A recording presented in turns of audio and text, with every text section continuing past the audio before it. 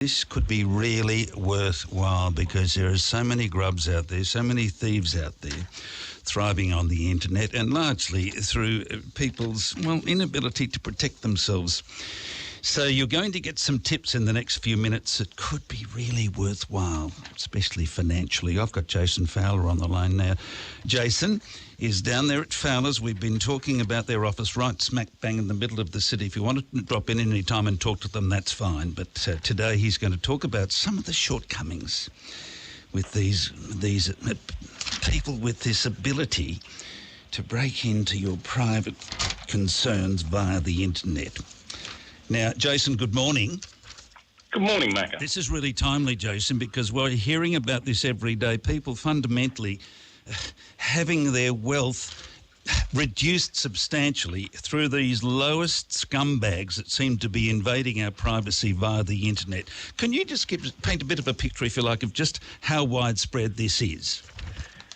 Mate, I think, unfortunately, it's happening way more widely than we really know, because one of the things that these bad actors are doing is relying on the fact that people are embarrassed, and so they don't report it. But known reports in Australia, the Australian Consumer Compass ACCC suggested that in 2022 it was $381 million that Australians lost, and last year it's already up to $292 million, but there generally is a lag in the reporting. So, and that's just in investment scams. Like last year, it was almost 500 million in total scams. I mean, it's just unbelievable. And they're just getting smarter and smarter. It's the scary part, Macca. Yeah, it is. You just said something easier to do. You just said something surprising. Oh, people don't report it sometimes because they're embarrassed. Why? It's human nature, I suppose. We feel bad when we do something and it's gullible, and most of the time, most of the time, people realise they've been scammed or they are being scammed. But the bad actors work on high pressure tactics. They make you embarrassed. They keep you under pressure. I'm going to share a quick client story in a second, which is quite tragic, but the good news is that the client is happy for me to share it so other people become aware of what goes on. But at the end of it, it's like we just feel embarrassed that we got got. Yeah. But the scary thing is everyone gets got. So we had a presentation from one of the major banks just at the end of December to all of our staff here, because we're dealing with people's money and people's private information a lot. Yes. And they made an interesting comment, because most people's vulnerability is either through a telephone or through email. It's not actually the internet most of the time. It's actually the email. And this gentleman said, you've just got to assume that either your inbox or somebody in your contacts list has an email box that's compromised, and that's how they get in. And so no one can be fail-safe in this. We've just got to be cautious and aware and just don't do silly things, really. Wow. And it's interesting. It's just coming up. Like, people used to be the old fax. You and I have been around long enough to, the Nigerian prince that wanted to leave some money and he just sent this fax and they relied. And now, text scams and phone calls out of the blue. I mean, everyone gets, through COVID now, lots of parcels get delivered. So people get these messages, your parcel's late, or from Australia Post or FedEx. And it looks good because they put all their money up front in making the initial contact look good. If you're not careful, and all they need you to do is click a link and they're in. And that's the really sad part about all of this. Now, Jason, there are quite a few people getting on in years, and a lot of the aspect of the latest technology has escaped them. Now, first heading you've got on my page is secure password practices. Can you expand on that? Yeah, I think it's what these people rely on is the human nature. We like to make things easy, and anything that inconveniences us or slows us down, we tend to take shortcuts. And so most people's passwords, a lot of people have good intentions to start with a really secure password, but over time as they repeat it, it generally comes back to a common denominator. And unfortunately, that's what these people are relying on, because it's really hard to stay with complicated passwords all the time. So one of the tips that I give all of our clients, not just our elderly clients, as inconvenient as it is, to use a password manager. I use the analogy that I have a password manager. Now, whether it's the one that's built into Apple iPhones or I use a one that we pay for, I only know one password. It's about 28 characters long, I only have to remember one. I make it quite complicated. It's generally a phrase and it's got things in it. But if a person held a gun to my head and asked me what my internet banking password, I couldn't tell them because I use randomly generated ones. Now, that slows down every time I want to do something because I have to go through a password manager to get there, you know, and I two-factor authenticate everything because even a good password's not enough anymore, right? It's, you know, everyone's had these, you know, get a text code to confirm this or whatever. Or an authenticator app. And most people just go, oh, that's too hard. Yes. It won't get me. Yes. And that's what these criminals, bad actors rely on, that they just push the envelope. Like this client that I want to tell you the story about, they're an elderly retired couple, you know, and had been caught up, unfortunately, in the Optus cyber breach and a couple of others, and so she had actually gone through, changed all her passwords, got all her IDs and reissued. And she was pretty vigilant, right? But she was doing some shopping on a site that she often shopped on. It was just to buy a report for some family history stuff she did. And she'd gone through the communication, pressed the keys with how many bicycles are in the picture, all that sort of stuff. And not long after doing that, it's a site she'd been on plenty of times, this message popped up and said, oh, your computer's been compromised, please call Apple Security. Now, as it turned out, only devices she had were Apple related. It seemed legit. So she rang the number. The number sort of said, sorry, we're busy, we'll call you back. She hung up, and within 30 seconds they rang her back, confirmed they were Apple Security. She did all the things that she thought she did about verifying they were the right people. They gained her trust over a period of time. And eventually, I mean, cut a long story short, these people kept her on the phone under pressure for 8 hours. And by the end of it, having gained enough trust and walked through a period of time, they ended up having her logging into her banking site she'd never been into before. They knew exactly how to get her around the site. They told her when the bank would ring. They told her when she'd get a text code. They told her everything. And they just kept her under pressure for 8 hours. Now, she said to me, quite embarrassed, I sort of knew something wasn't right, but they never gave me time to think. And that's what these people rely on. And it's my biggest tip to most people. If you are something your gut is not right, please just hang up the telephone. Please go outside, catch your breath, because that's all she needed to do and she would have escaped this. Now, the sad news is that there was a reasonable amount of money that got pinched, not enormous, but enough that it was uncomfortable. And she came in here on a Monday morning in tears because she knew that she had been done and she felt very embarrassed by it. Exactly. And I had to spend a whole bunch of time just going, that's what they're relying on. But you telling your story and us being able to go out and share that with people, it's just an awareness thing, unfortunately, Macca. And the numbers are growing. It's ridiculous. The numbers are growing. You've just explained the embarrassment now, so you've given us a good example of that. Let me ask you this one. Regular account monitoring. I think it's just common practice, right? Watch what's going on in your accounts, right? So if you see odd things, there's a scam going on at the moment that I've just become aware of where, with COVID, we tap and pay everything. And quite often now you're at the supermarket, go, do you want a receipt with that? And you go, well, no, most people don't want it, right, because we've tapped. And there's some organisations are getting scammed where they're doing like a $20 cash out at the same time, taking the money out of the till, sticking it in their pocket because no one's checking. So most mobile phones, when you're tapping with your phone, it sends you a message back with what you've just spent. Just have a quick look and make sure that sort of adds up to what you think you just spent, right? Because this is how sneaky they're getting. They're not trying to get tens and twenties of thousands of dollars. They're trying to get $50 here, $100 here, $1,000 here, because it just adds up really quick. They just work on, they just work on mass turnover. If they get lots of people for small amounts of money, that suddenly adds up to hundreds of millions of dollars. Now, so it's an awareness thing, I think, that most people, just be conscious. Phishing awareness, Phishing awareness. That's just someone pretending. Just be conscious of the emails that come in. That's the obvious. That's the normal one, email phishing. I tell all my clients, if you receive an email that you're not quite sure on, two things you can do. One is just press delete, because if it's important, it'll come back. And the second is if you're quite sure, because quite often, you receive an email and the bad actors are very good at making it appear like it's come from Telstra or it's come from some big known company.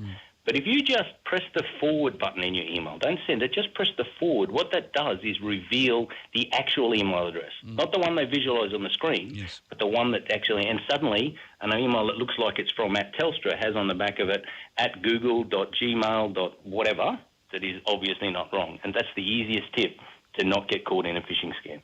Because all the email phishing is about trying to get you to click a link. Another example is, and again, we're working on convenience here, free Wi-Fi networks. The biggest security risk in the world, bar none. Because most often if you connect to a free Wi-Fi, they always have this button that says you agree to the terms and conditions. You've seen that? Clicking that is sometimes enough to get them access to your device. Wow. So I, personally, never ever, my mobile phone, which has all my banking information and everything, because that's convenient, has never ever connected to a free Wi-Fi network. And I've travelled the world to inconvenience a lot, and I have to pay for data, but it's the only way I can make sure that device is secure. Oh, wow. And this is bad actors. They're working on things that we use to make easy, makes their job easy to get in. And all they want is little bits here and there, and then generally they just sit and watch for a repeat activity, and that's when they jump in. So when you get the message or your computer freezes or you get the text code, it generally makes sense with what's going on in your world because they've been watching communications and waiting. Now, regular software updates. The bane of everybody's life, mobile phones. Apple issue an update every month. Just press yes and do it. Tick the automatic I will update button, because these big companies, Apple, Microsoft, Google, they have far bigger pockets to spend on security than anybody. That's what most of those things are about, is because they find a vulnerability and they close it. Okay. So just do it. As inconvenient as it may be, it might take 20 minutes, your phone might turn off, press the button, because that's generally the way to protect yourself. Excellent advice. What are we up to? Data encryption. This is the hard one. So all I say to people is do not share information that is of a private nature in an unsecured manner. And the biggest unsecured manner that we share information at the world is the two main ones, email and social media. How many people celebrate birthdays on social media, put photos of their kids, their grandkids? You know, these bad actors use that to build images, to build profiles, to put a different name on it from some ID they've stolen, and suddenly you're the person who's perceived to be in the scam. Now, you know, it's very hard to get away from social media. I'm a villain, I put stuff on social media too, but I'm very conscious of what I post.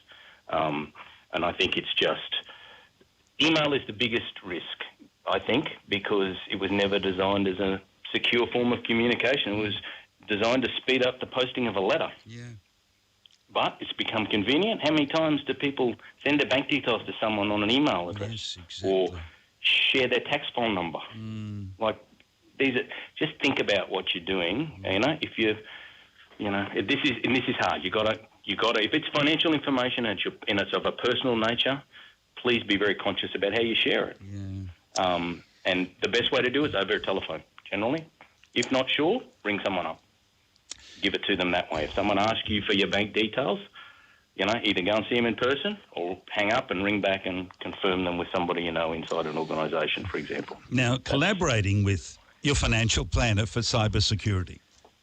I think everybody out there should be talking to someone when it comes to finances. If you have a financial planner, please talk to them. If you think that you've been caught by something that may be a bit untoward, pick up the phone and ring them. They can always help you through this, as can, generally a friend or a colleague. And I say to people, don't be embarrassed. And if you are embarrassed, ring somebody that's going to accept that and help you walk through it, because it's generally just going through that thought process with someone you trust and love is actually going to help you get through that. And if you are scammed and you do get caught, please report it, because the only way that the federal authorities and these organisations are going to track these people down is by getting information, and they might need 5 or 6 pieces of information or 100 pieces of information to then target, and they can then attack. And it's a worldwide phenomenon, and the cyber agencies of the world are all working together, but they can only work on data. And so if we don't report, these people don't get caught. Isn't this interesting, the fact that people feel embarrassed? I thought, really? And that's the fact that they feel that you will think they were gullible, that they were naive, that they were silly, so they don't want to talk about it because they're embarrassed. Yeah. Well, it's interesting. I walked past the television a couple of nights ago with this Taylor Swift stuff that's, taking over the world, right, with tickets. And there was a reporter on Channel 9, one of the shows, the news shows, who does a segment about this sort of stuff, who got scammed out of, parted with $1,200 for fake Taylor Swift tickets. No. Like, this can happen to anyone, right? God. Like, if they work on They are what generally happens with all these scams, they're very good up front. They make the first interaction with you look really, really smick. They spend a lot of money on it, and once they've got you to do something, they've actually got you then. And so generally the deeper you get into these things, the better off they are. So my general tips in anything, be very conscious of your own data. If if in doubt, hang up, delete, right? And just talk to somebody, right? Just don't rush into something. Generally, it's high-pressure tactics, something that sounds too good to be true, or somebody asking you for money that's never asked for money before, right? These are all signs. And the other tip I would give, and you might want to share it out on a basis, is the Australian Government Scam Watch website, which is just scamwatch.gov.au, has an amazing amount of information that people can go and have a look at. It talks about all the different types of scams. It tells about how to spot them, and it shows all the scary statistics about people being caught. And that's one of the best resources in this area. If people are in doubt, jump on that website. There's so much good information. There's tips about password securities, how to spot stuff. But the growing trend is actually the telephone and SMS messages. So it was all email and social media. Social media, they're both still big parts, but the big growing thing is now SMS, because people have got so used to this second form of authentication being a text message, and we pay less attention when we get a text than we do an email because it's shorter, and all I want you to do is click a link. So I always say to people, never click a link on anything, phone, email, SMS, unless you're absolutely expecting it and you're absolutely sure it came from the person that sent it, and if you're not, ring them. Wow. This has been a mountain. Because you can never be too careful. This has been a mountain of information, Jason, today. Your details before you go. Yeah, so we're Fowler's Group. We've been around for a long time. We're in Lake Street. Office number's 42324700 if you'd like someone to have a chat with you. And in fact, Paul, my brother and I run a podcast called Wealth Radar, and we did a full episode with the deep detail into that story of Wendy and Bob. So you can get that on any podcast and have a listen. There's some good information there. It's about half an hour. Excellent. So thank you, Macca, for the chance to chat. Now it's 42324200, and of course 42324700. 4700. Lucky we did that. Now the other point is, where exactly? Because I said City Place the other day. It's close to where the City Place used to be. Yeah. You and I remember that. We're basically right beside the old Ergon building, almost directly across the road from the council car park, between the bus stop and the taxi rank. Excellent. In Lake Street. 42324700. Excellent. Thank you very much. You, Jace. Okay, Thank great you, to chat. Jason Fowler, certified financial planner at Fowler's Group.